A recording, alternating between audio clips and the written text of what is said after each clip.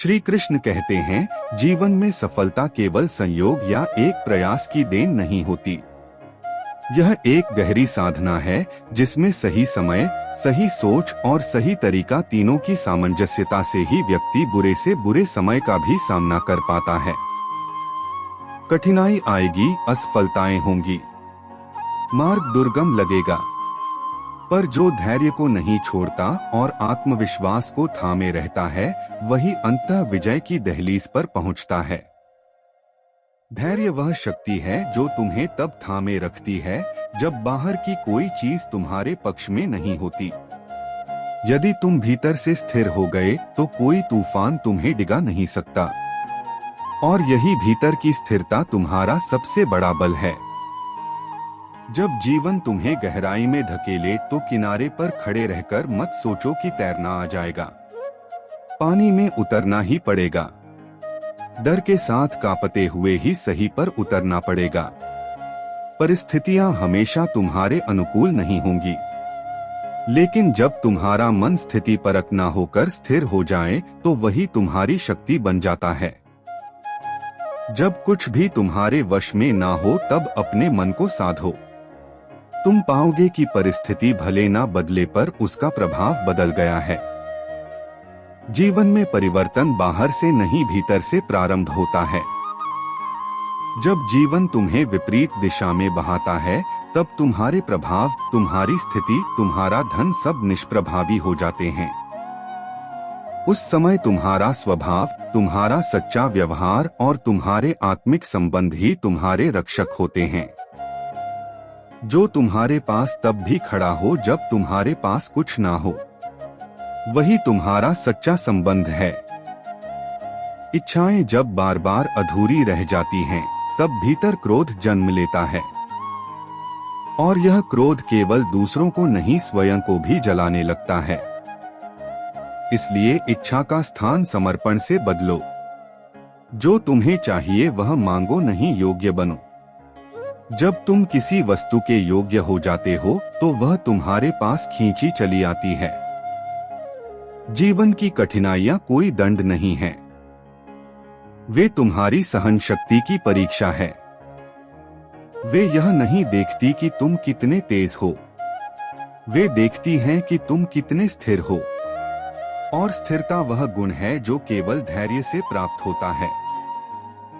जो लोग अपने मार्ग पर बिना रुके, बिना विचलित हुए चलते रहते हैं, वे ही एक दिन उस ऊंचाई तक पहुंचते हैं जहां से जीवन का वास्तविक स्वरूप दिखने लगता है। और जब वे पीछे मुड़कर देखते हैं तो उन्हें समझ आता है कि जो कुछ भी हुआ, चाहे वह कितना भी कठिन क्यों ना रहा हो, सब उनके लिए ही हुआ। उन्हें गढ़ने के लिए, निखारने के लिए। मित्रता और संबंध जीवन की सबसे सुंदर सौगात है। लेकिन जीवन की कुछ कठिन घड़ियां तुम्हें यह भी सिखा देती हैं कि कभी कभी अकेले चलना भी आवश्यक होता है। यह कोई अभाव नहीं, यह आत्मनिर्भरता की कला है। जब तुम अपने अकेलेपन को स्वीकार कर लेते हो तब तुम सबसे अधिक पूर्ण हो जाते हो, क्योंकि तब तुम्हारा सहारा कोई दूसरा नहीं, स्वयं मैं होता हूँ। तो चलते रहो, रुकना मत। जीवन की लहरें तुम्हें घेरेंगी, पर यदि मन स्थिर है तो नाव डूबेगी नहीं। हर अनुभव, हर कठिनाई, हर परीक्षा तुम्हें उस मंजिल की ओर ले जा रही है जिसे तुम अभी देख नहीं पा रहे। श्री कृष्ण कहते हैं, जो आत्मा अपने भीतर सच्चाई और स्थिरता का दीप जलाए बैठी हो, उसे कभी किसी की स्वीकृति की मोहताज नहीं होना पड़ता। वह अपनी जगह स्वयं बना लेती है, ना दिखावे से, ना किसी कृपा से, बल्कि अपनी मौन ऊर्जा, अपने चरित्र और अपने सत्य से। जीवन में सबसे अनमोल वस्तु कोई वस्त्र, कोई आभूषण या कोई वस्तु नहीं, बल्कि वह समय होता है जो कोई तुम्हारे लिए अपने जीवन से निकालता है। समय देना केवल क्षण देना नहीं होता, यह अपनी चेतना, अपनी ऊर्जा, अपने जीवन का एक भाग समर्पित करना होता है। समय की कीमत वही समझ सकता है जिसने इसे किसी सच्चे संबंध में, किसी सच्चे अनुभव में खर्च किया हो। केवल समय को जानना ही समझदारी नहीं, समय को सही क्षण में पहचान लेना भी जिम्मेदारी है।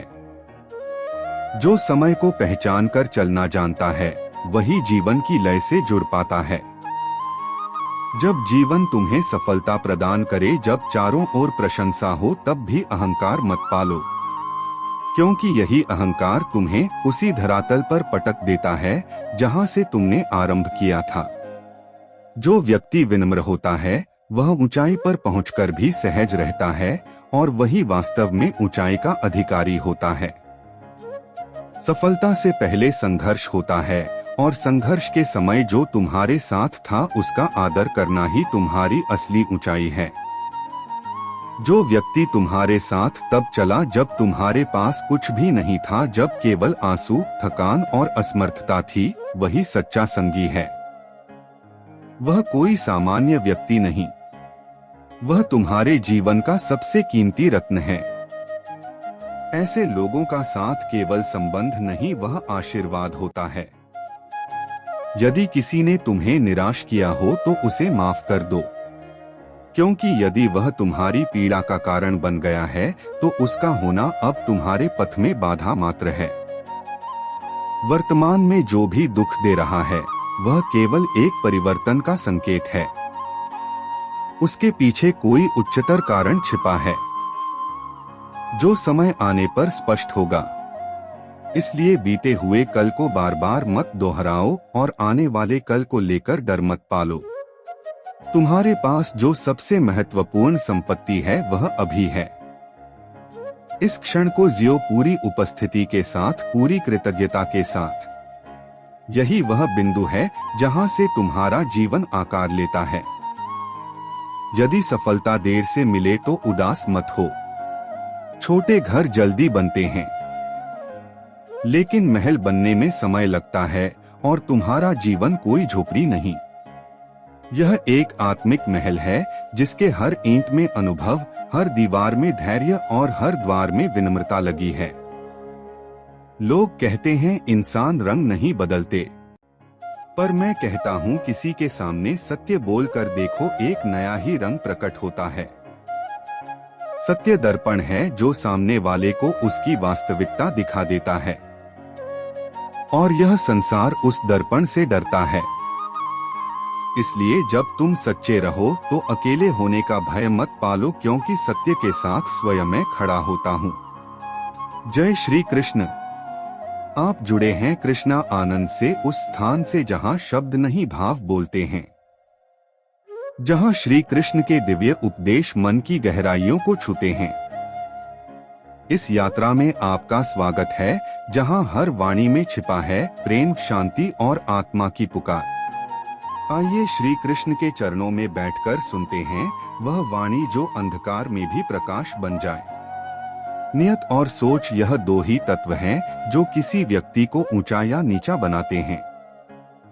बातें तो हर कोई मधुर कर सकता है, पर जिनकी सोच निर्मल हो, जिनकी नियत शुद्ध हो, वे बिना कहे भी अपनापन दे जाते हैं। और ऐसे लोग ही इस संसार के सच्चे आभूषण हैं। तो जीवन को उस नम्रता से जियो जो तुम्हारी आत्मा को चमक दे, उस समझ से जियो जो तुम्हें हर स्थिति में स्थिर रखे, और उस प्रेम से जियो जो बदले की अपेक्षा ना रखे, केवल बहता जाए मेरे प्रेम की तरह तुम्हारे भीतर से। श्री कृष्ण कहते हैं, यदि तुम्हें किसी रिश्ते में रहकर बार बार यह सवाल करना पड़े कि क्या यही प्यार है, तो जान लो वह प्रेम नहीं, एक भ्रम है। क्योंकि सच्चा प्रेम तुम्हें कभी भी स्वयं से दूर नहीं करता, वह तुम्हें तुम्हारे ही हृदय के सबसे अंतरंग कोनों तक पहुंचाता है। वह तुम्हें अपने भीतर झांकने की अनुमति देता है, जहां तुम अपनी आत्मा से बात कर सको, उसे समझ सको, उसे माफ कर सको। प्रेम वह दर्पण है जिसमें तुम स्वयं को पहली बार साफ साफ देखते हो, बिना अपेक्षाओं के, बिना मुखौटों के। अब समय आ गया है, उठो। तुमने दूसरों के लिए बहुत कुछ किया, अब अपने लिए चलने का समय है।